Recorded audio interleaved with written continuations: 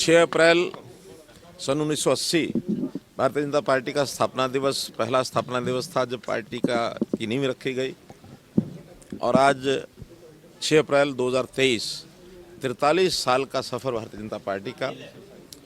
बहुत कार्यकर्ताओं ने इस पार्टी को वहाँ से शुरू होकर और आज इस लेवल पर पहुँचाया है। आज दुनिया के सबसे बड़ी लोकतांत्रिक पार्टी ये बनी है।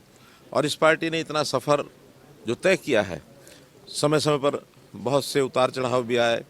एक समय था 1984 में मात्र 2 लोकसभा की सीटें थी, और फिर एक समय ऐसा आया कि देश में सबसे बड़ी पार्टी बन करके पूर्ण बहुमत की सरकार केंद्र में भी, विभिन्न राज्यों में भी, देश के अधिकांश राज्यों में आज मैं कह सकता हूं कि जो हमारी नीतियां थी, जो हमारी पॉलिसी विचारधारा, उसको भारतीय जनता पार्टी की सरकारों के माध्यम से नीचे तक ले जाने के लिए पूरा जो वातावरण बना है, वो यहाँ के एक एक कार्यकर्ता ने जो मेहनत की है उसका ये परिणाम है।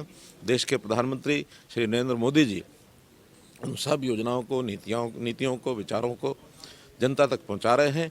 खास करके अंत्योदय के भाव से गरीब जनता जो नीडी है, ज़रूरतमंद है, जो वनवासी क्षेत्रों में, ग्रामीण क्षेत्रों में, जातियों के हिसाब से हो चाहे क्षेत्र के हिसाब से हो, जो पिछड़े हुए हैं, उन सबको और एक प्रकार से आगे बढ़ाने के लिए, ऊपर उठाने के लिए निरंतर प्रयत्न भारतीय जनता पार्टी की सरकारें कर रही हैं।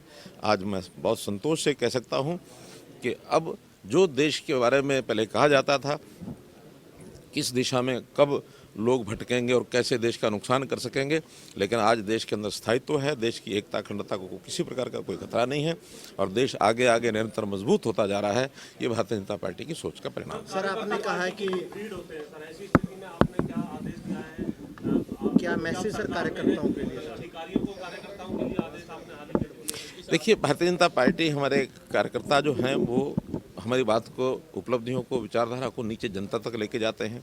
जनता की जितनी कठिनाइयां हैं, जितनी उनकी समस्याएं हैं, उनको ज़्यादा पता होती हैं। हमने सब अधिकारियों को कहा है कि हमारे पार्टी के कार्यकर्ताओं के माध्यम से जो बातें आएँ उनको प्राथमिकता के आधार पर सॉल्व करें।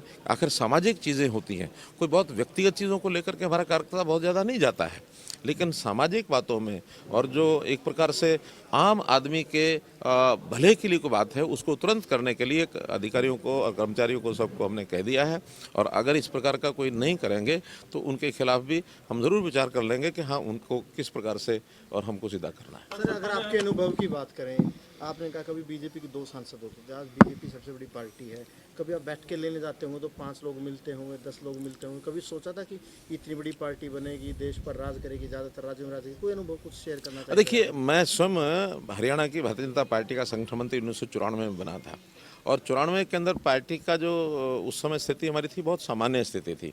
कहीं हम राजकाज में नहीं थे, कहीं हमारा बहुत बड़ा ऐसा अनुभव नहीं था। पार्टी की अपनी जो स्थितियां थी, चाहे कार्यकर्ताओं की हों, चाहे रिसोर्सेज हों, बहुत सामान्य थे।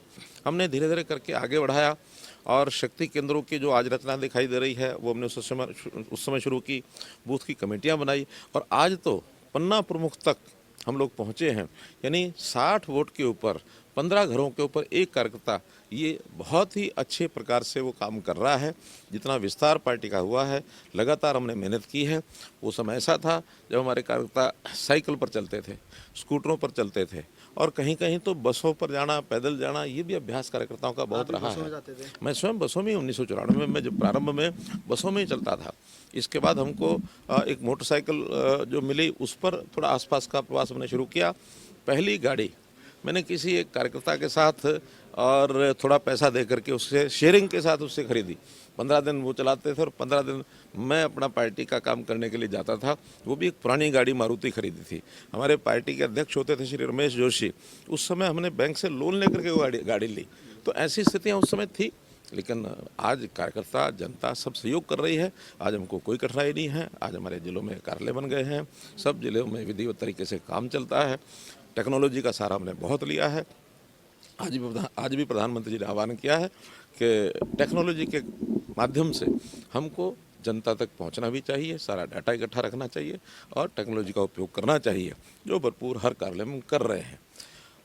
आज ही एक दूसरा अवसर भी है, हनुमान जयंती का पर्व है। हनुमान जयंती के अवसर पर भी मैं आपके माध्यम से हरियाणा की जनता को बहुत बहुत बधाई और शुभकामना देता हूँ।